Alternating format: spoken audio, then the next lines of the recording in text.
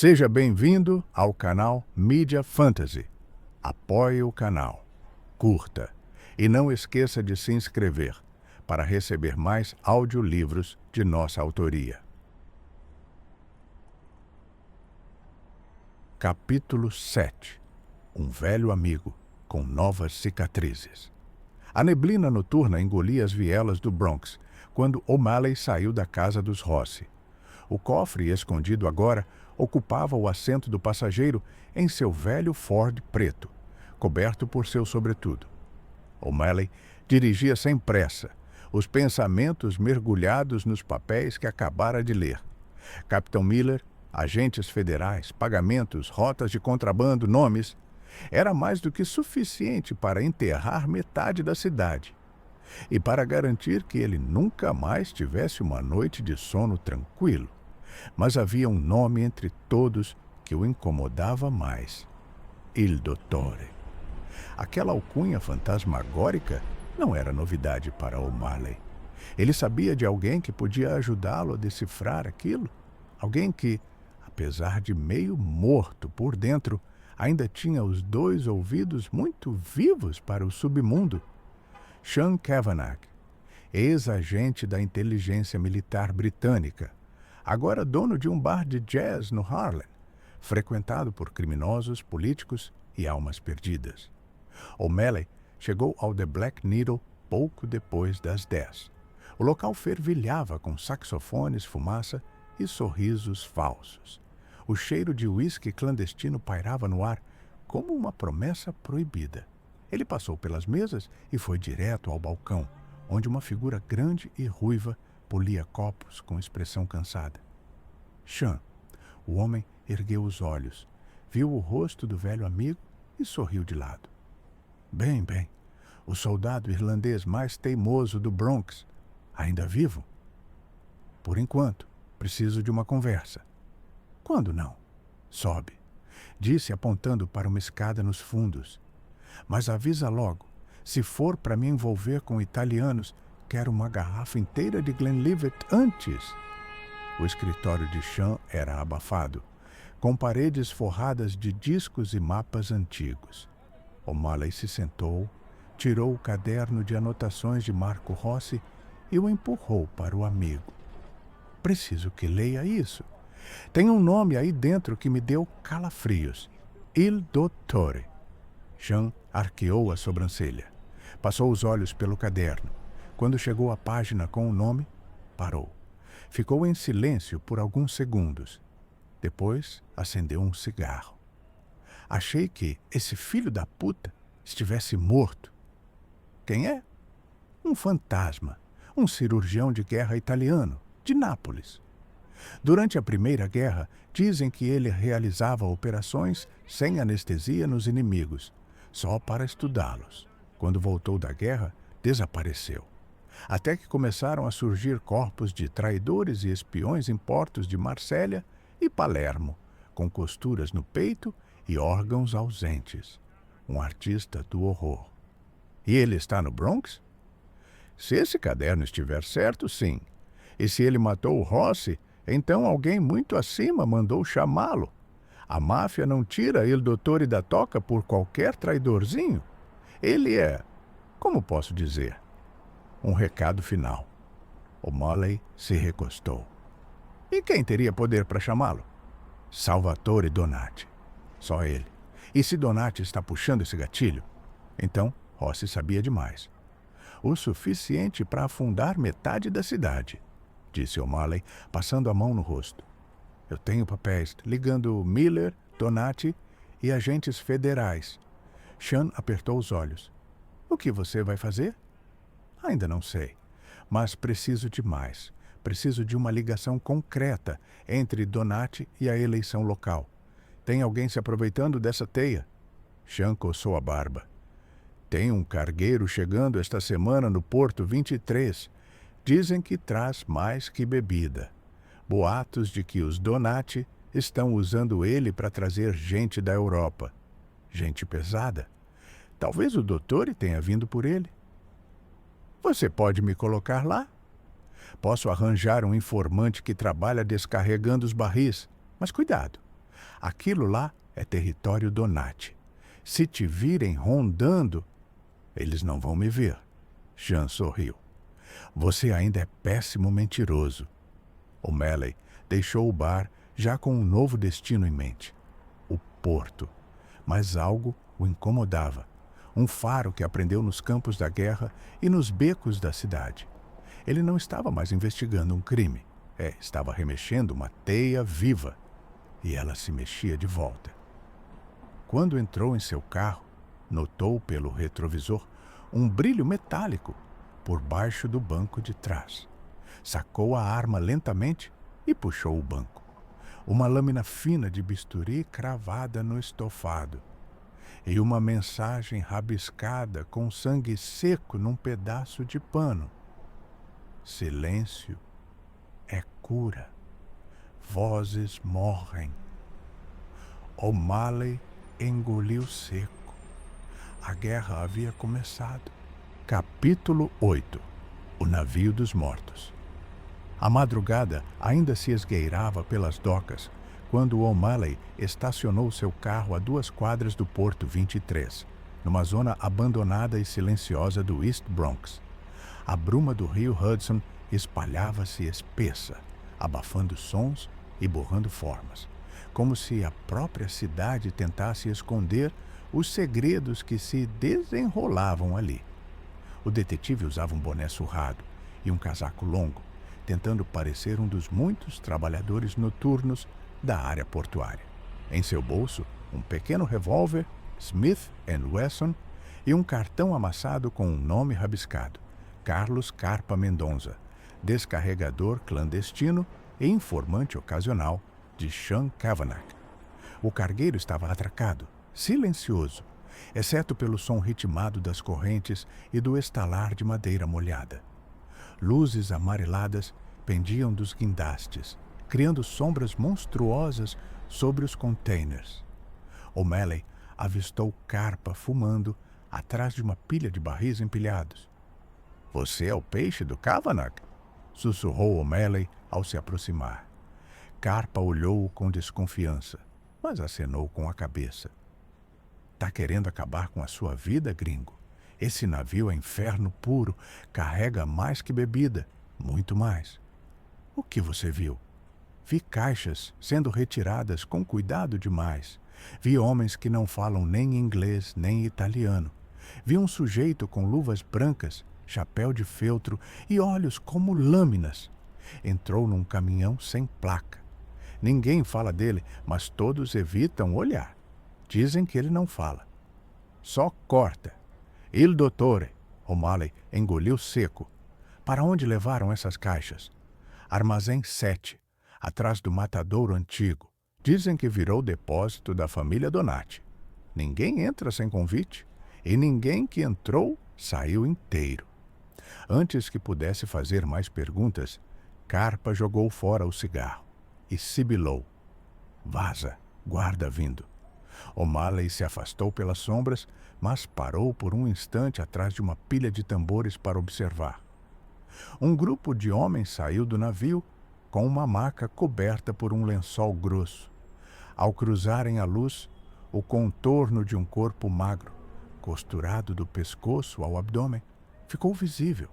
Um dos capangas, alto, com o cabelo lambido para trás, soltou um comentário. — O doutor faz arte. Quase bonito demais para apodrecer. O'Malley prendeu a respiração. Aquilo não era só um transporte, era um ritual, uma mensagem. Meia hora depois, ele observava à distância o Armazém 7, um prédio de tijolos velhos com janelas cobertas por placas de ferro e guardas nas esquinas. As luzes eram escassas, mas uma em especial estava acesa nos fundos, a de um pequeno escritório no 2º andar. Com seus binóculos, O'Malley viu alguém dentro. Capitão Thomas, o velho Miller, em trajes civis, rindo e fumando ao lado de outro homem de terno bege. Ele estreitou os olhos. O outro homem virou-se por um momento. Alto, elegante, olhos frios. O rosto lembrava uma águia prestes a atacar. Salvatore Donati. O detetive sentiu o estômago revirar. Miller, seu superior, rindo com o homem mais perigoso do Bronx. Era mais do que corrupção, era aliança. O'Malley anotou tudo. Não podia agir sozinho? Ainda não. Precisava de provas, não só observações. Mas então, algo aconteceu. Uma batida metálica, abafada, ecoou de dentro do armazém. 1, 2, 3 vezes, como se alguém estivesse socando uma parede de ferro. Ele viu Donati parar de rir, pegar um revólver no coldre. Miller parecia alarmado. As luzes do escritório se apagaram e, segundos depois, um grito desesperado cortou a noite. Ajuda! Alguém! Pelo amor de Deus! O'Malley congelou. Não era um grito qualquer, era em inglês com sotaque nova-iorquino. Um prisioneiro? Um dos seguranças correu para dentro. Outros cercaram o perímetro. O detetive se abaixou, tenso. Poucos minutos depois, 2 homens saíram carregando um saco de estopa. Algo se debatia lá dentro. Foi jogado num carro preto que partiu sem faróis. Alguém estava vivo e alguém acabaria morto logo. O'Malley deu partida no carro e seguiu a distância. O carro desceu até a zona industrial sul, perto das antigas fábricas de gelo. Parou em frente a um galpão com uma torre de água enferrujada. Os capangas entraram com o saco. O'Malley se aproximou pelas traseiras, usando as sombras.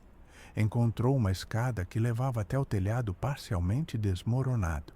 Lá de cima, pôde espiar por uma abertura. O homem do saco estava agora amarrado a uma cadeira. Seu rosto estava ensanguentado. Mas, por um instante, O'Malley o reconheceu. Era Vincent Morelli, um político local, braço direito de um dos candidatos à prefeitura. Aquele que liderava as pesquisas.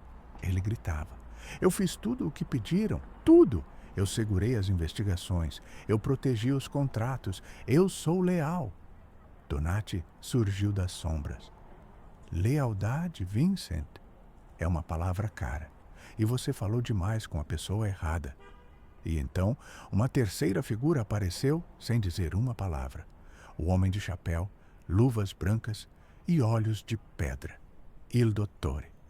Vincent tentou se levantar, mas não havia como. A lâmina brilhou. O grito seguinte ecoaria na mente de O'Malley por muitos anos.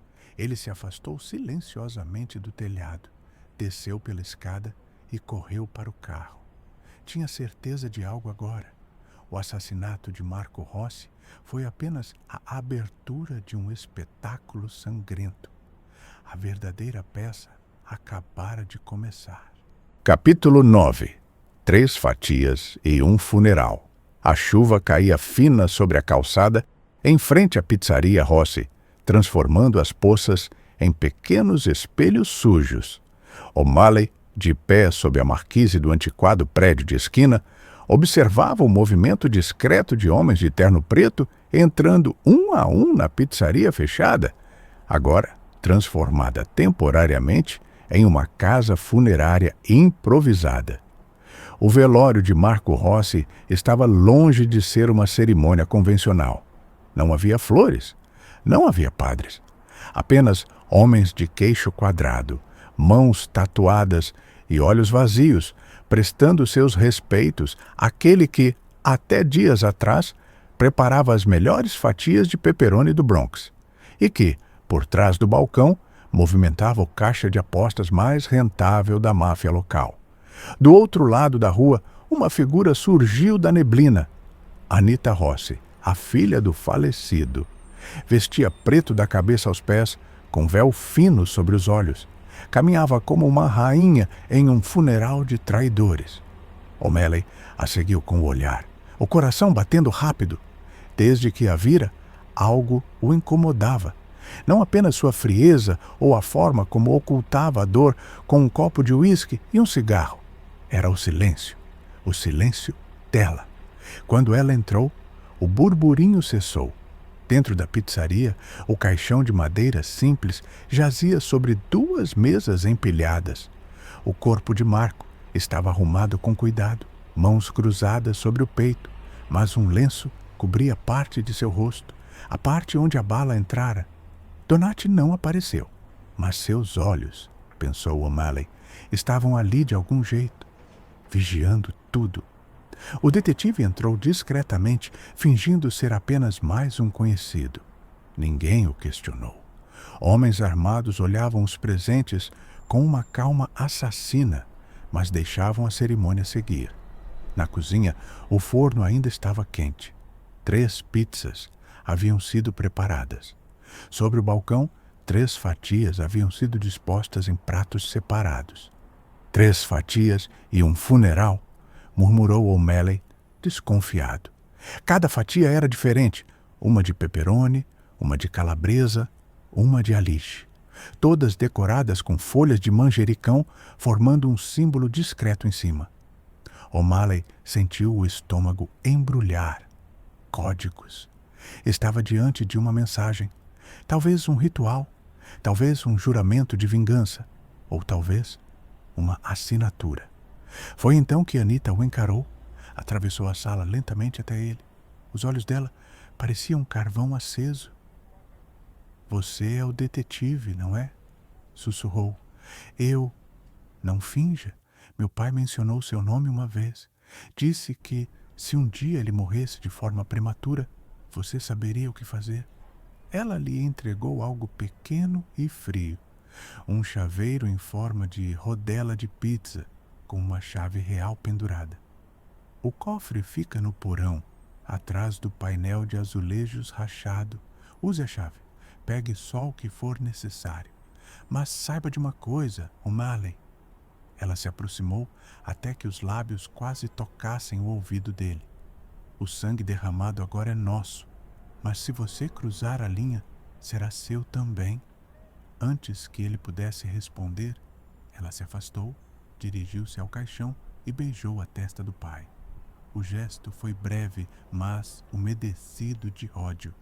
Naquela noite, O'Malley voltou à pizzaria, agora vazia.